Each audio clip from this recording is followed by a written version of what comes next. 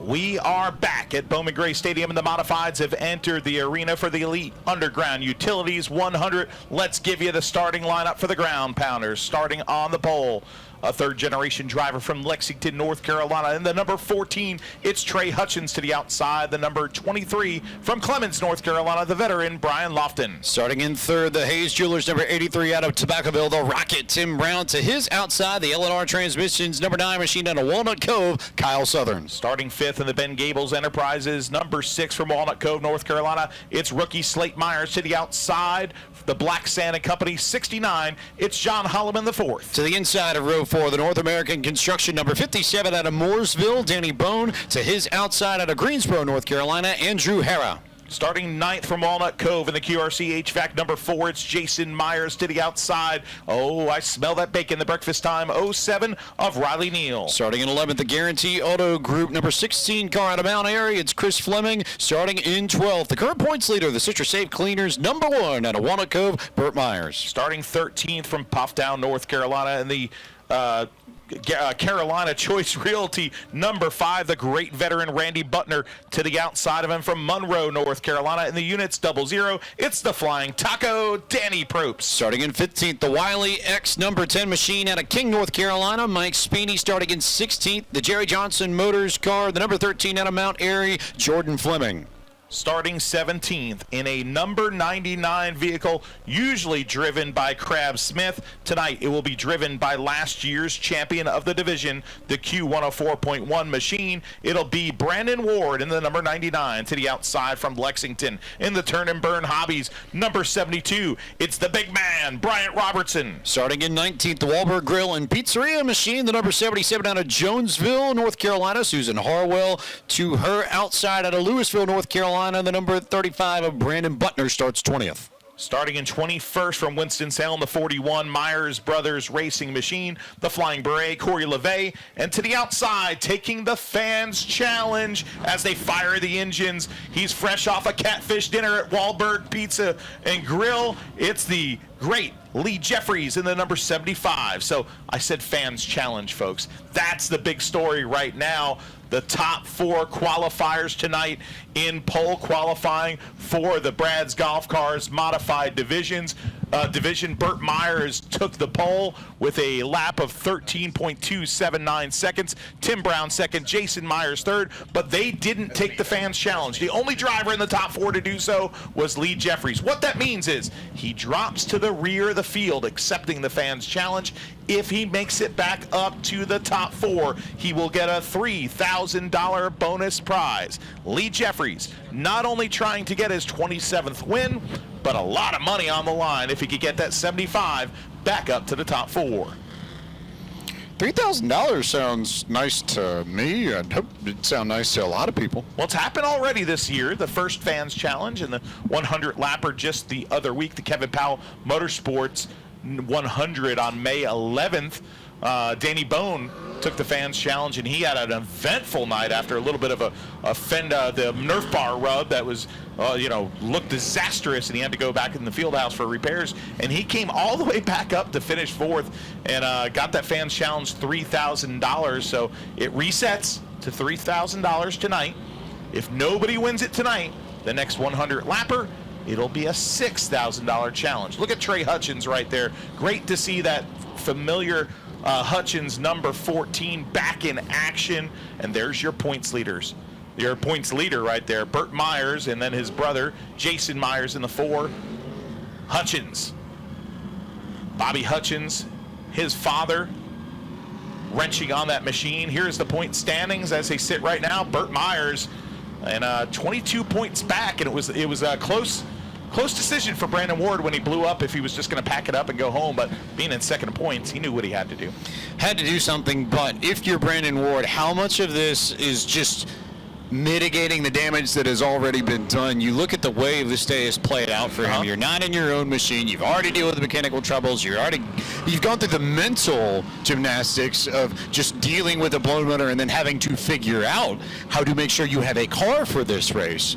So I have to believe that it's been a bit of a day, kind of the day that would wear out most normal people. Not to say that Brandon Ward doesn't have plenty of ability. The track championship last year is proof that he is plenty talented. But this may be a day where you're not necessarily concerned about trying to get every little last spot. It's about maximizing points just to make sure that you can keep the gap manageable to Burt so that when you have your own car, you'll have a chance to really go after it again.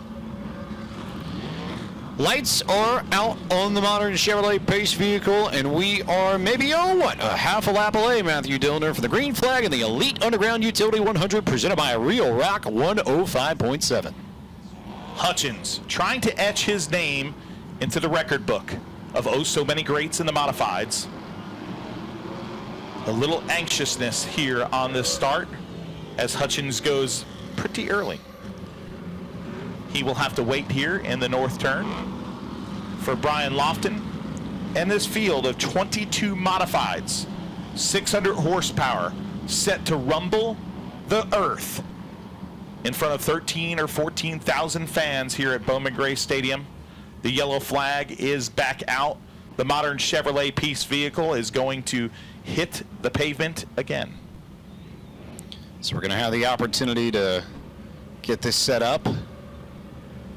We got some fans here, or potentially. I know Elite Underground Utility had a whole host of people here this evening. Great to see partners of the stadium come out and support the race. They had about 20 folks down on pit road taking pictures, getting all up close and personal with the cars and the chute as they were coming out for practice. So neat to see. I think they've got some of their folks in the modern Chevrolet Pace vehicle. So pretty cool if you're a partner of the race and the title partner tonight to get a ride in the Pace car, see the field. Sounds like fun to me. We're up in the booth, dude, and you could feel the unmistakable rumble of the modifieds. When you get a full field of them out there, it just shakes the earth, I just said, and it even shakes the glass up here. But when you're in a Pace vehicle, I've done it before at a modified race. I've done it at a 410 sprint car race. What a view from the back of that Pace car, just looking back at all that horsepower, and we're about to see all of that get unleashed right here. The lights are out. Trey Hutchins on the bottom. Brian Lofton on the outside. The fans, well, they're all on their feet at the Madhouse waiting for the start of this race. These are the drivers that live by the grace of God and 600 horsepower. The mighty modifieds are off and underway. The Elite Underground Utilities 100 is green. And trouble already. John Holloman in sparks. Will we get a call 811 before you take caution? Yes, we will, but not before Brian Lofton.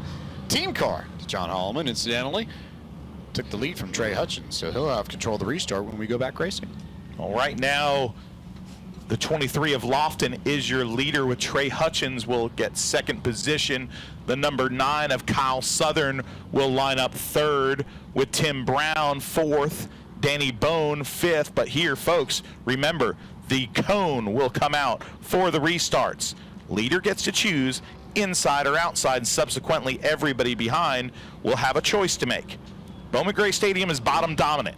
You want to be on the inside, but hey, if you're in 5th, 6th, 7th position, you might be able to make some hay there on the top and gain a few spots on a restart and take advantage. This is what makes these races so darn interesting, James Pike. It just depends on how well the cars ahead of you do or don't read the restart. And if you can get a jump on them, you hop to the outside and make something happen. That's, I think everybody knows, it's pretty cut and dry NASCAR rule across the board that if you can get around to somebody's outside, especially before the start-finish line, you have the opportunity to make some moves. Now, don't go inside before the start-finish line.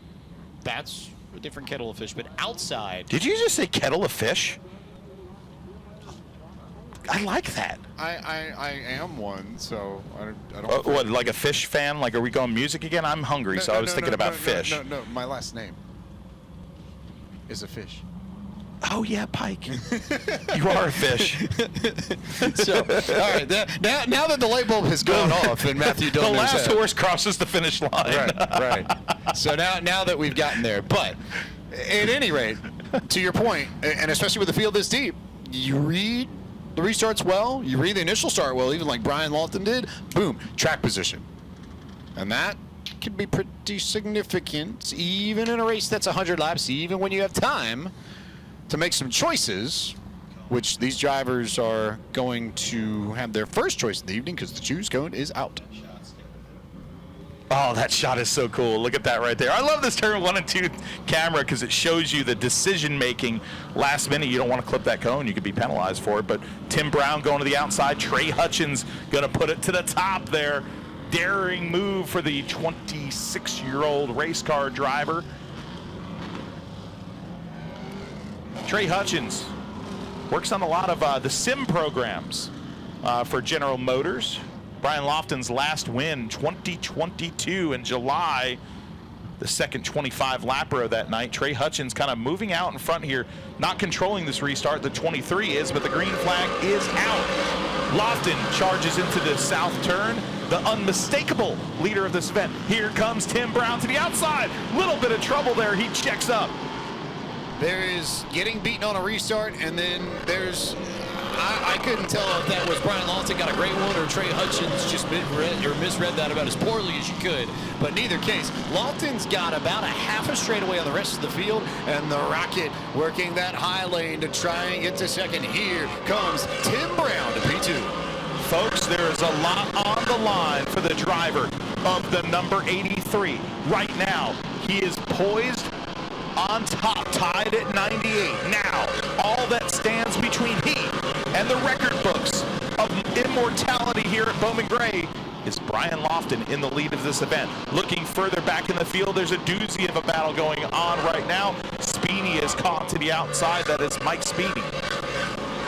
Speeney's a good fight, keeping an eye here between the Speeney battle and the Kyle Southern Trey Hutchins battle as they continue to work their way around the famous quarter mile. Speeney now makes a move, gets a spot. Next up on the list for him is Chris Fleming, who started in the 11th position. So good start so far for Mike Speeney, up a few places. Burt Myers making hay on the outside around Randy Butner right there. Give him a spot. Now he's to the backside of brother Jason Myers. A little bit of a tip, yellow flag. You can make up a lot of spots with these double file choose cone restarts. 100 laps, 12 on the board. Trey Hutchins has a log jam just behind him. You see a good chunk of it on your screen here as everybody in a single file parade for the moment. And I wonder how long is it going to be before Kyle Southern decides to use the Nerf bar on the front end of his black and white machine to try and get P2 away, recognizing that Brian Lofton and Tim Brown are clear by a full straightaway and half a straightaway respectively. Trey Hutchins right now has his hands full. The 9 is all over him. And the 14 looks like that car isn't handling very good right now at all. And the 9 looking high. Now looking low going down into turn number 3. Can you? And how much time do you give Trey Hutchins in that spot before you make something happen? Yet again, Southern with the Nerf bar there on the backstretch, and Danny Bone is right there too, ready to make some noise if Southern slips up. Also keeping an eye on Lee Jeffries, who took the fans challenge. Hasn't really made that much progress yet, but plenty of time. Only 16 laps on the board. Trey Hutchins, that's an early 2000s Troyer chassis, the same Troyer chassis that his father raced here. So he doesn't have the best stuff out there, I'll tell you what. So that kid is hanging on and doing a fine job of it right now because that car is evil right now. Tight, loose spun is actually the answer we were looking for. Is the call 811 dig before, the call 811 before you dig, caution comes out. Burt Myers, did you see how close that was? Just narrowly getting around the outside, making a little bit of contact possibly there, trying to skate by there. Oh, that was huge right there in the north turn. There were a lot of people that checked up behind that wreck that I quite frankly didn't expect. I was not ready for that kind of stack up. And Riley Neal. Yeah, Riley Neal, you see on the left-hand side of your screen, stuck there in the corner. I wonder, looking at the screen, if it's left front damage that might have affected Riley Neal's cars. We'll take a look at the Flow Racing replay. It's a great shot of it right here from our turn 1 and 2 cameras. And yeah, the number 9 just gets into him, you know, and around goes Hutchins. I mean, that's Bowman Gray. And you saw Andrew Hara in the backup Myers car getting involved as well, renumbered number 6 into number 8. I believe Slate Myers, rookie competitor, was also involved a little bit, but he escaped it, as well did his dad, But right now it looks like Riley Neal's night might be done as the tow truck now is backing up to that breakfast time 07. The Walkertown, North Carolina rookie that had a third-place finish last week in that Myers Brothers car went from a great run last week to heartbreak here at the Elite Underground Utilities 100. I can appreciate trying to tow a car out, but that's not what you want. No. That's a little bit more than is useful. So Riley Neal will have to take that car back behind the wall and Get it fixed up for next week. Well, let's take this time to take a quick break here and pay the bills here on Flow Racing. Find sponsors that we have, and we'll be back with the remainder, only 20 laps into this 100-lap modified event.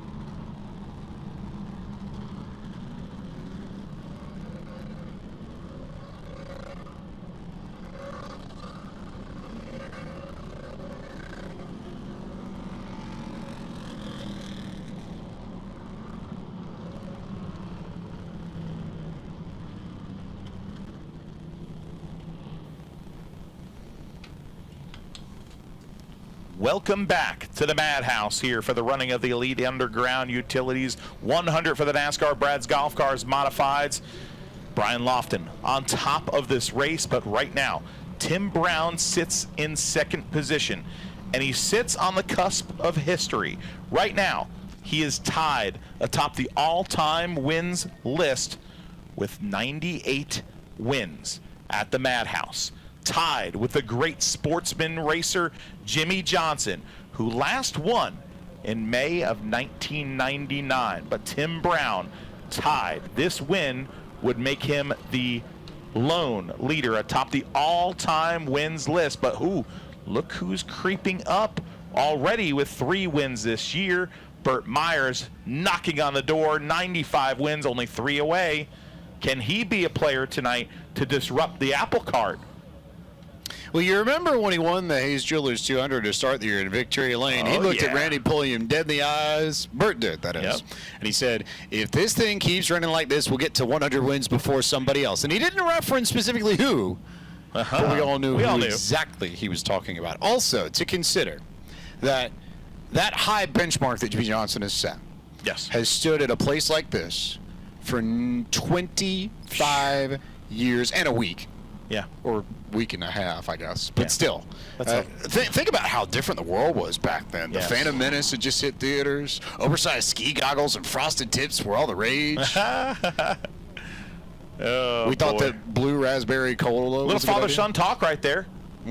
As Slate Myers pulls to the outside of the number 1 of Burt Myers to have a little conversation with Dad. Maybe assessing each other's cars and taking a lot of times, if you've got a teammate out there, you could pull next to him and say, hey, can you take a look at my left front tire? You can take a look at my right front tire. You know, Burt Myers narrowly escaped disaster there when that wreck happened in the north turn. He just squeaked by it. So Burt Myers right now on top of the point standings here. He's got a lot to gain, he's got a lot to lose, and right now, if he knows that Tim Brown is up there on the verge of that record, that's got to be another motivating factor, because, he'll tell you, he doesn't care about championships. He cares about wins, and he darn sure cares about that record. I don't think he would have made a point of it so forcefully in victory lane a few weeks ago. If it didn't was a mean shot something fired. A big shot fired. Because you've got this race 99, but you also know, I mean, he put 100 out there right there. You want to be the first to hit the Century Mark at Bowman Gray Stadium. What that is going to mean for whichever one of these two realistically. Hey, you know, to get to 100, though, you have to hit 99. Mm-hmm. And, you know, you can't get a second win without a first win. I mean, it's just logic. But that 99 mark, like you said, for 25 years or so, has been so revered. All right, here we go. This is a Justin Mincy. Look at this. Oh. All right, so the last time we had a battle like this for all-time wins at the stadium, and battling for that top position on the list, you have to go all the way back to 1958 with Curtis Turner and Burt Brown. And you think about, so we talk about how different the world was 25 years ago, run it back to almost 1960. Yeah. And you got a, casual Hall of Famer dropped in there too. Yep. I remember all the hubbub too when Junior Miller took the record in modified wins from Ralph Brinkley. I was here sitting in turn number 2, and what a magical moment as Junior Miller climbed from his race car and stood on his right front wheel in celebration of that great moment. And then Tim Brown vaulting past Junior Miller. I mean, records mean something here. This isn't us just being stat nerds, and we love to be nerds, but we do because we care. But I'll tell you what, these people here in the stands and these drivers and competitors and teams, they care. To be on top of any record at Bowman Gray means so much. I think you consider the folks that come here every week and sit in these stands and how passionate they are. That passion translates to knowledge. And you walk through the concourse here at the stadium, and you consider how much these fans know. The drivers, of course, are aware. But I struggle to think of more places where the fans would equally be as aware of what's on the line from a statistical standpoint. There are a lot of people in these stands that know exactly what Bert and Tim are fighting for. As the lights have gone off the modern Chevrolet pace car, and we are choosing. He's gonna do it. Tim Brown chooses high. He's going for the gusto. So does Danny Bone choosing the top side. So does Mike Speeney. Burt Myers oddly chooses the outside when he didn't gain anything, I don't believe. Maybe a spot if. Yeah, maybe he's thinking that outside line is going to go. That's a peculiar decision. You think the Rocket's going to be faster than this Brian is going to be Lofton? something else. Brian Lofton's not an easy guy to pass. Here we go. 26 laps on the board. First to the pedal is the outside car of Tim Brown. He's the first to the green flag. Right now, they keep it green. But, whoa, Brandon Ward slow to the outside of the wall. He recovers. We do not go yellow. Battles on for second position. Lofton sideways off the turn. Give P2 to Danny Bone. I have to think about the implications for Brandon Ward to make a note of it just for a second, because he got into the wall with the right rear of his car. So how much that hurt him, we'll find out. In the meantime, the Rocket paces the field. Danny Bone in second. Brian Lofton and Mike Speeney racing for third and fourth. Well, it's hard not to talk about Carson Lofton. He's been on the headlines of modified racing in the South for months now with his incredible run of 5 wins in 7 races on the Smart Modified Tour. But Brian Robertson slow on the backstretch. It looks like he'll turn that car behind the wall, and the yellow flag will come out as he doesn't make it back behind the field house. The blue and white number 72 is stalled at the entrance of pit road. Worth noting here, while we work our way through the Elite Underground Utility 100, that caution laps do count. Yes. So this is now lap number 31 on the board of 100, just under 70 laps to go. Tim Brown, the leader, but look who's in second position. Danny Bone, who comes here for the 100 lappers, trying to qualify in the top 4 to make the fans challenge. He won it, the first 100 lapper this year. But hey, let's go back into the memory bank here, and it was the Hayes Jewelers 200, not this year, but the year before, that these two drivers got together late in the race, and Danny Bone was able to sneak on by, and there were some hurt feelings there from the Brown camp. So could be interesting to see who takes the outside and inside, and as these two great competitors combat with each other. And I have to mention one thing too, watching tonight from home, which is not where he usually is from. He's usually wrenching on the number 83, but Ben Brown, we hope he is resting at home. Crew chief on the number 83 car of Tim Brown. And Ben, get your butt back here. We love you. And get your sun drops back here for me too, buddy. Yum, do love good sun drop. Oh man, Ben always leaves 2 sun drops in the cooler just for me. Always appreciate it, but more than that, Ben Brown is a true competitor and somebody that, man, it's got to hurt him to be sitting at home watching this on Flow. Hates not being here, loves what he sees on Flow Racing right now because his car, Tim Brown, rocketing up to the lead. Not a new one, I know.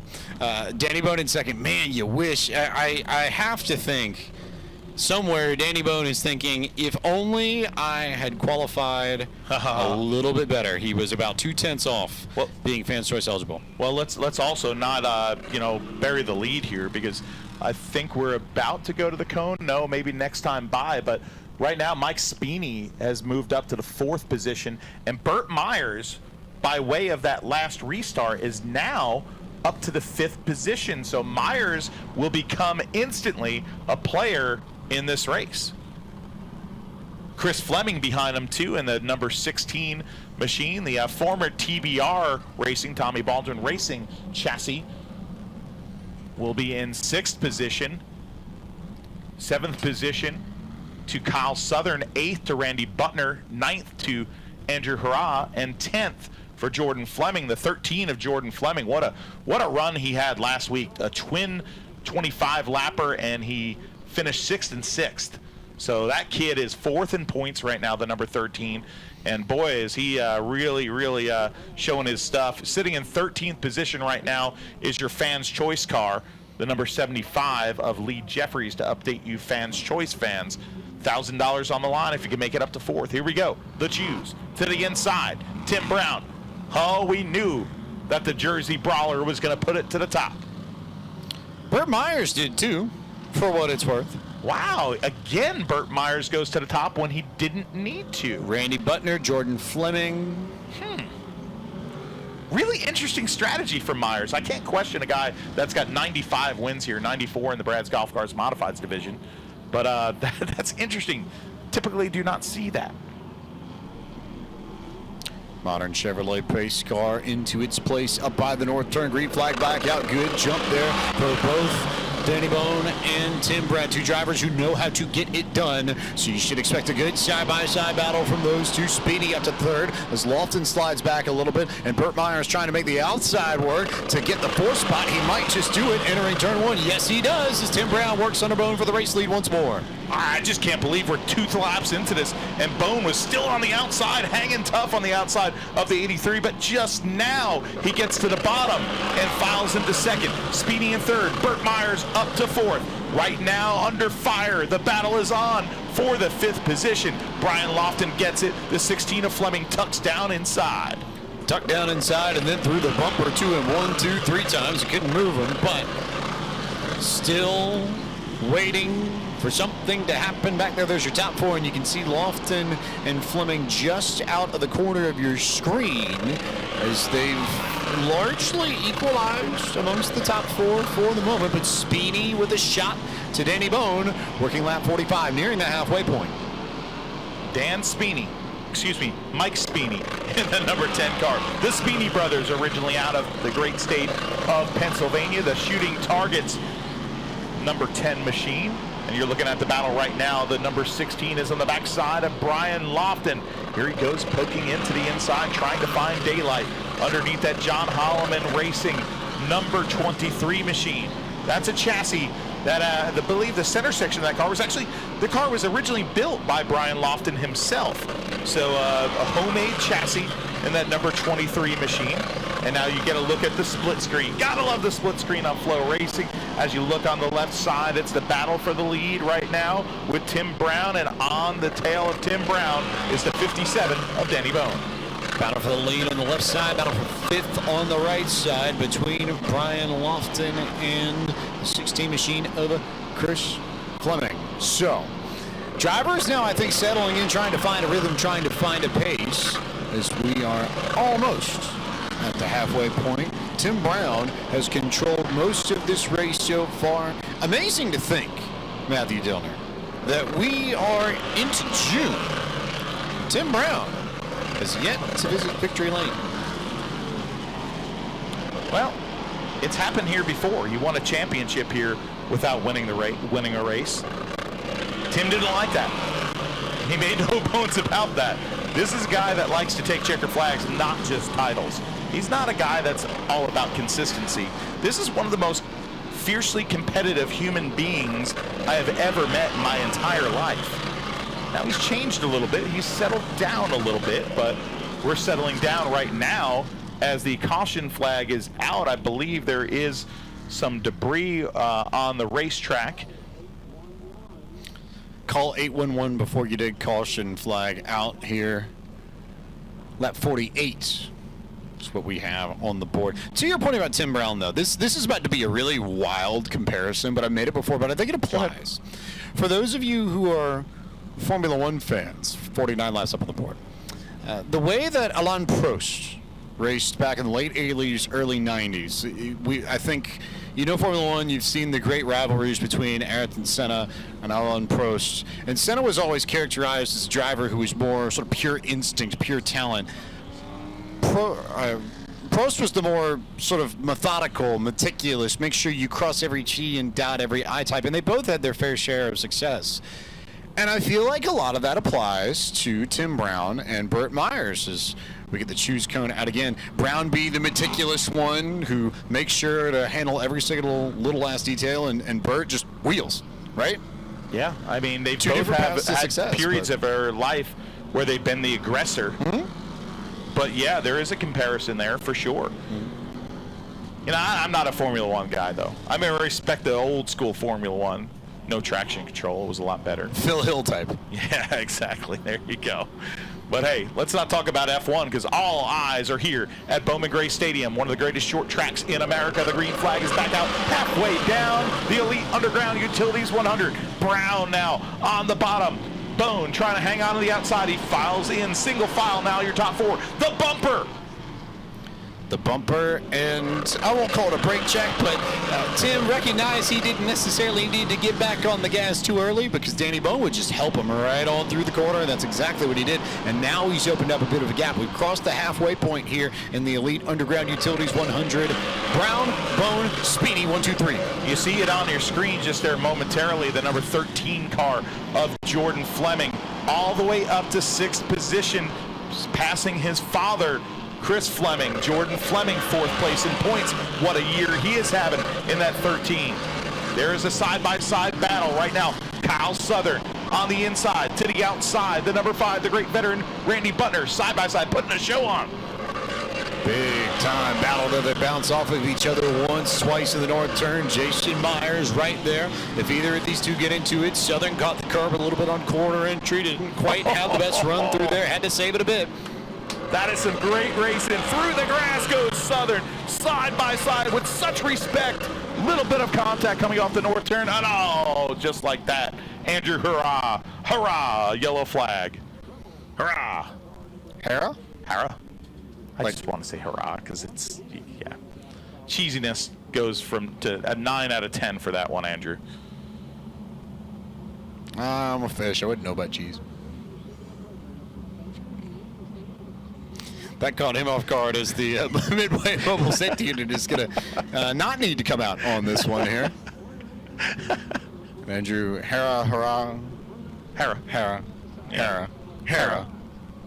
You can see the dirty tires right there. That's indicative of a infield attempt. And now the cone's coming out right away. Oh, here we go. This is so exciting right now. 57 laps into this race.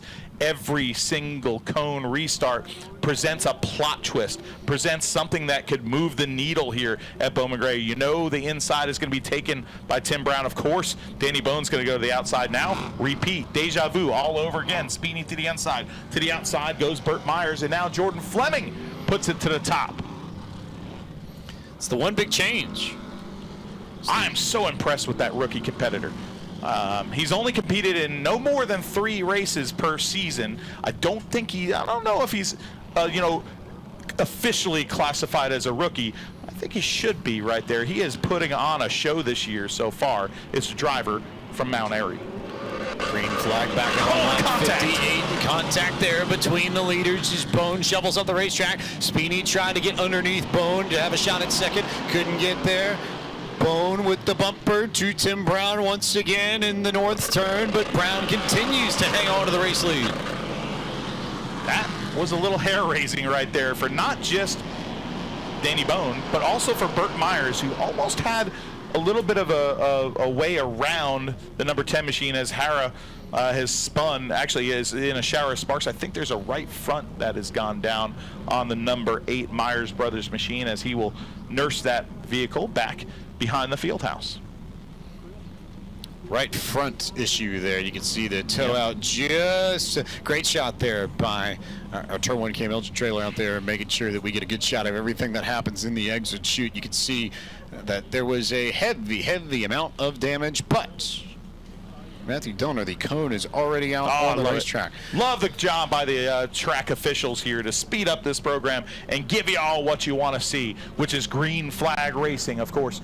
Here comes Tim Brown, takes the inside, deja vu all over again. Yes, Yogi Berra, one of my heroes. Yogi Berra. Yogi Berra, deja vu all over again. Yeah, I've got a book of Yogiisms that actually sits by my bedside. Yogi Berra, you know, some of the, you know, if you come to a fork in the road, James, take it. So what you tell me, boo-boo? I'm not talking about Yogi Bear. It's Yogi Berra, the great baseball player. And let's heck with baseball. Good. You're on your balls, toes. put them away. Auto racing, the greatest sport ever. Green flag. Now, will Danny Bowman muscle his way around the top? It looks like Brown's got the advantage. Bowman files down to the inside. Big 2 shots, 3, 4 shots to the back bumper of the 83. Somehow they didn't wreck there, and I'm not quite sure how, but they kept it together. Jordan Fleming was the big winner of that. He got up to 5th, and now a side-by-side battle between Speedy and Burt Myers for the 3rd spot. And how much will Danny Bowman use the bumper if he can get back to Tim Brown? Wow, look at that from the outside, the hard way. Burt Myers scratching and clawing with that peanut patch number 1, and he gets the spot into the north turn. Move Burt Myers into 3rd and into contention. And the crowd just reacting where Burt Myers makes a charge, and ever so slowly this cacophony of 14,000, 15,000 fans awakens like a sleeping giant ever so slightly, and that will only continue to crescendo as Burt continues to make his way toward the front. However, he's got 2 really fast cars in Tim Brown and Danny Bowman that'll have to get around if he wants to try and get closer to win 99. 68 laps on the board. Tim Brown, your leader. Danny Bowman, Burt Myers, Mike Speedy in the 5th position. Jordan Fleming, caution is out again. Let's review there as we look at the 23. There's the 83. 23 of Brian Lofton will be scored in the 6th position. 7th to the number 16 of Chris Fleming. 8th to the number 4 of Jason Myers. Kyle Southern in 9th and moving up to the 10th position. Lee Jeffries 11th in the 99 for Brennan Ward. Randy Butler looks like he's going around the outside here, and it's tight to get around there, and he's going to go to the pit area. All the spotters doing a good job saying that the 5 is coming to the outside. He'll take that number 5 to the pit area behind the field house. Taking the opportunity to bring that Carolina Tri-Choice Realty Yadkin Valley Aviation machine back to get a little bit of work done. He got the worst end of the stack up. Yeah, he did. And I didn't see much damage. I don't think he particularly ran into anybody all that much, but he did lose a lot of track position just with the way things accordion back there. So if you're already in the back, why not take the opportunity to fix the car up? I believe is the thinking there on that. Yeah, I mean, you know, he might have gotten a little tap there into the wheel. You know, it looked a little dicey there. You never know. It could have knocked the toe in or toe out. You come in for a little adjustment and at least be somewhat in the ballpark. But the guy right now that all eyes are on is the driver of the Hayes Jewelers, Jerry Hunt Supercenter, number 83. Danny Bowman, we know he's going to take the outside. Now, we've seen Burt Myers take the outside too. This restart, however, I think he's going to choose the 3 spot. And if he can hang on to the back bumper of the 83 and fill that hole, before the 57 can close down, that could award him the second position, which then on the next restart, this is like Jenga, folks. High-speed restart, cone rule Jenga. Cone's out right now. See what happens. Yep. Just as we thought. Burt Myers chooses the inside. He will try to fill the hole. So on the inside is Jordan Fleming. Move him up to piece 5 in this modified 100. How interesting this gets. The driver who said we're going to get to 100 wins before somebody else versus the very driver he's chasing with the opportunity to throw a bumper in if you need 27 laps to go. When we get back to the stripe as the modern Chevrolet pace machine pulls off. Green flag is back out. Bone a little sideways on the throttle. He goes, but now he is trying to fight hard. Here comes, oh, trouble towards the rear of the field. Lofton goes around. Randy Butner goes around. Brandon Ward also involved. Kyle Southern. Ward drives off. Southern in the grass, and it looks like maybe some damage to the 23. He might have escaped unscathed, a little right front damage possibly, and Kyle Southern's machine looks to be maybe no worse for the wear as well. Did Southern get the worst out of it? He drove away slowly. It doesn't necessarily correlate with damage, but certainly something you'd want to check on the black and white machine of Kyle Southern. If there's trouble, as we get a look at the replay, and Lofton 16, it looked like. Yeah. Maybe Chris Fleming? Chris Fleming get into it, perhaps?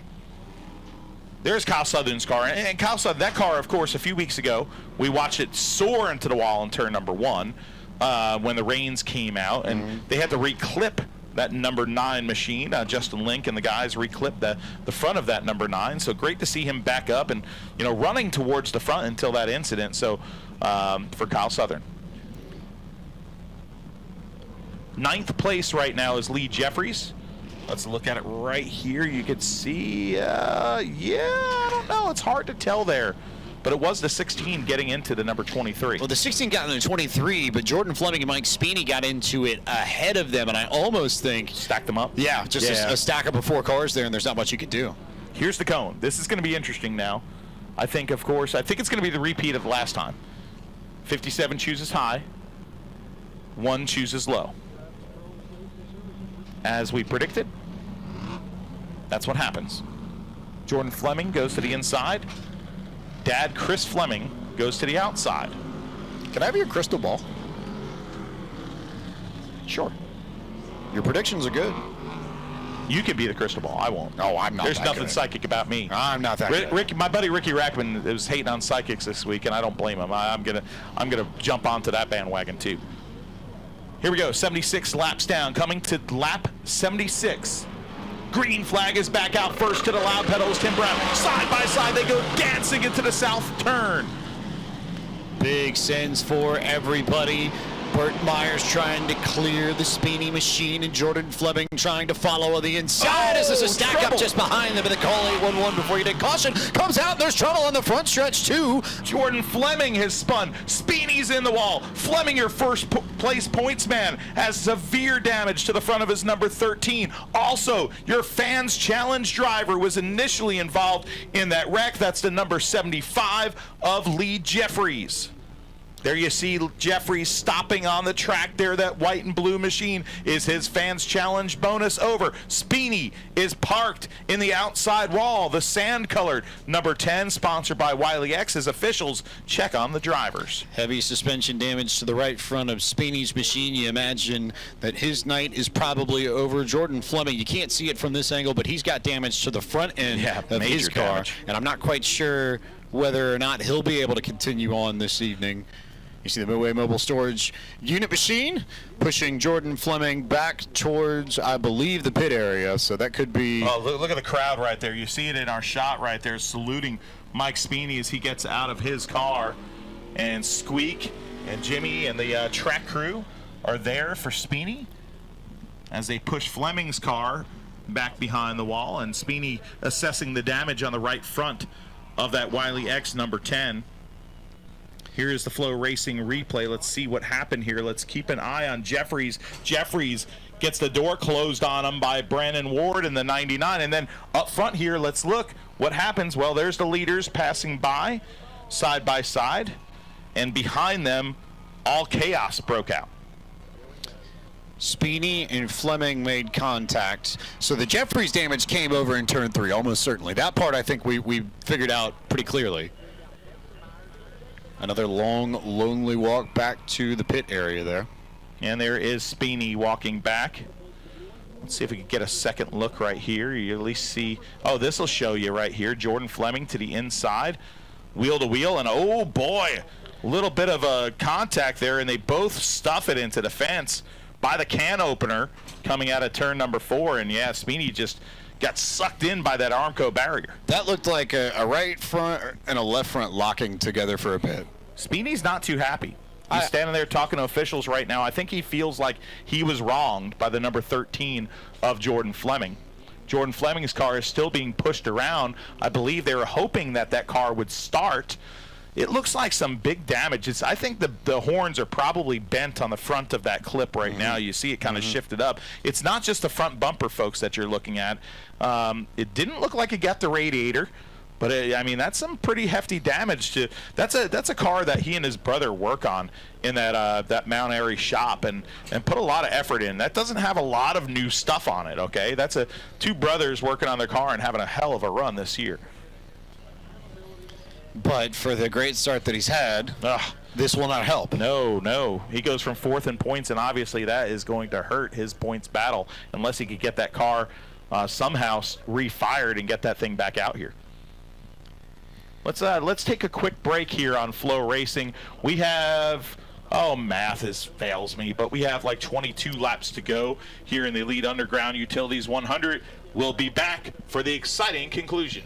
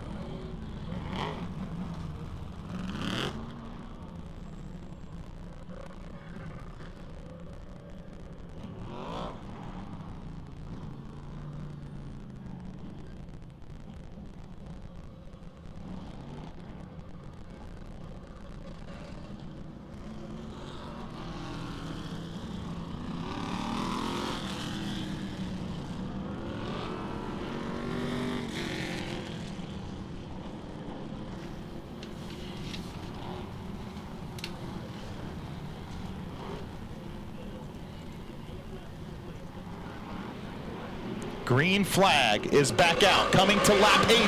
Oh boy, a little bit of contact. The battle for the lead is on. Tim Brown on the bottom, fighting hard on the outside is Danny Bone. Bone charges hard into the north turn. Can he get the spot?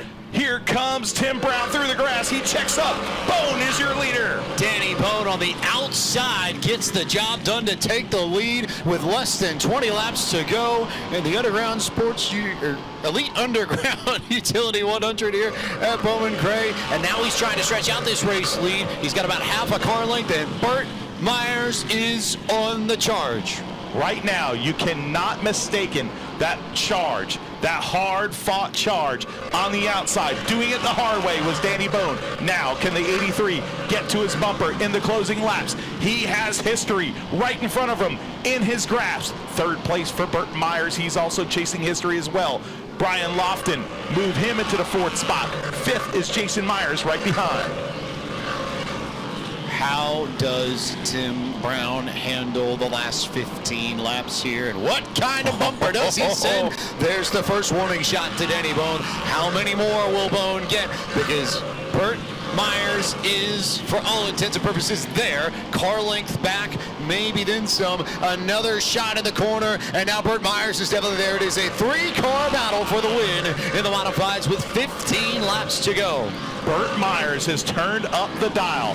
Oh boy, this is a classic at Bowman Gray Stadium.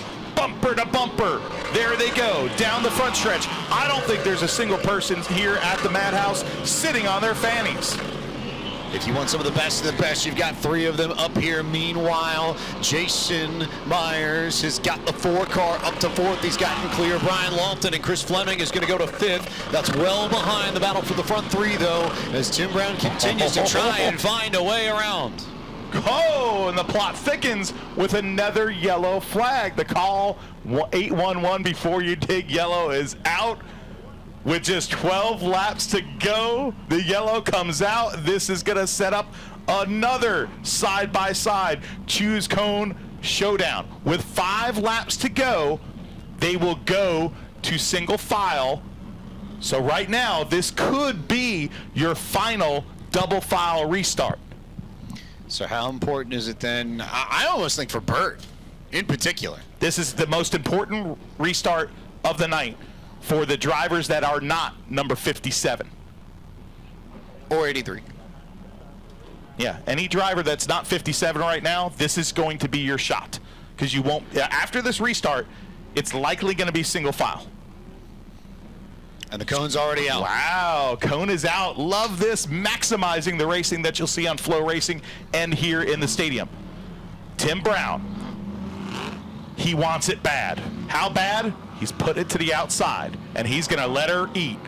Let the rough side drag. On the high side, the hard way around. Burt Myers on the bottom.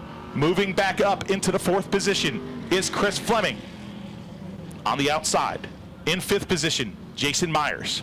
Sixth, Brian Lofton. Seventh, Brandon Ward.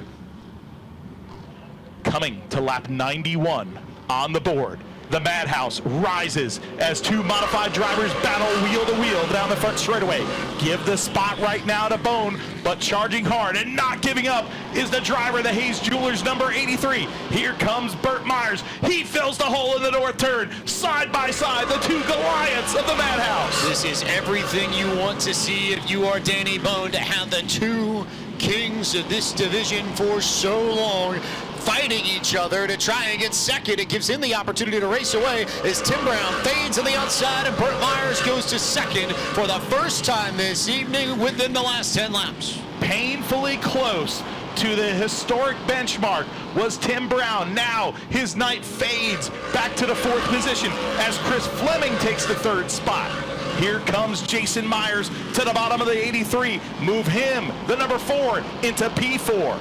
Tim Brown's car just does not like the outside. Meanwhile, Danny Bone, Burt Myers setting up for a titanic battle at the front to settle this Elite Underground Utility 100 presented by Real Rock 105.7. Coming to lap 96, there's the bumper from Myers to Bone.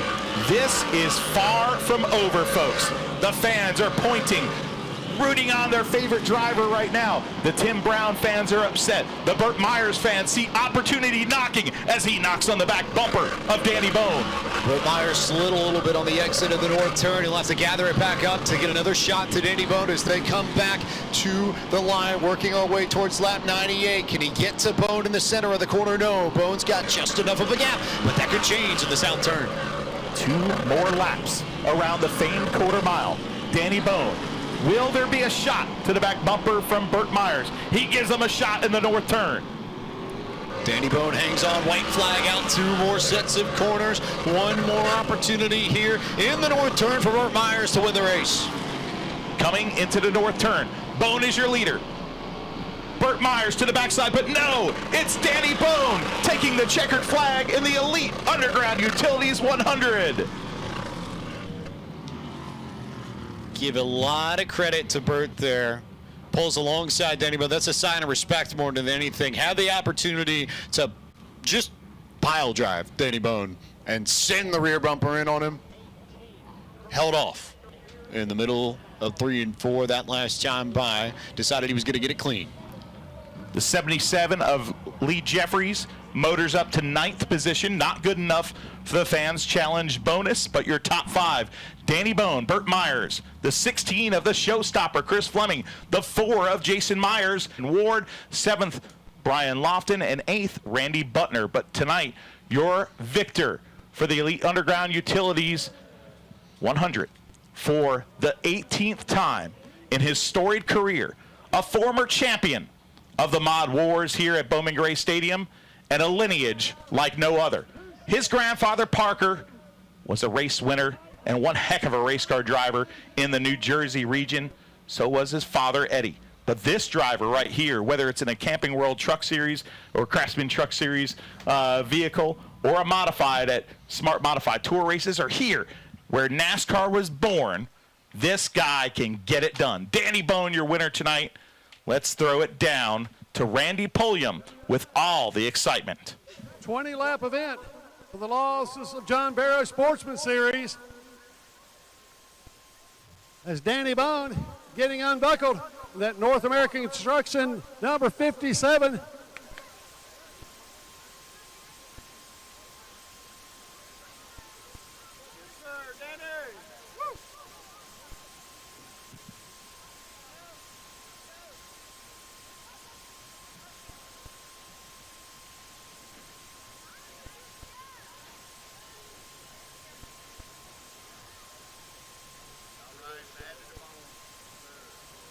Fans, let him hear it as he climbs out of his car. Danny Bone. Danny, let's face up here at our Flow Racing friends. Danny, you started 7th. What a race that was. Yeah, we just had an awesome race car. I got to thank my dad, my crew. We bust our butt on this thing. We don't race here every week, but I love coming here. We got the money there last 100 lapper, and we didn't make the top 4, so I said we're going to try to win the race. So got to thank Scott Brannick with North American Construction, Bill Steen Shocks, PME Engines, Amerifast Supply, Pro System Brakes, Magnus Transmissions and Rears. We've had this rear end out as many times as I've raced, so we busted our butt on this thing since the 100 lapper. I've lettered or decaled it in the pits today. I finished the body panels this morning, and we put one bad, fast race car in the trailer. So glad to be back in Winner's Circle. You never know when you're going to get another one of these. So I did an extra slow victory lap there, and man, I love this place. They're hard to come by, but you made it look good tonight. Danny Bone making his way over to the Carolina Wood Floor Winner's Circle to pick up the winner's trophy from Jamil Flacour of the Elite Underground.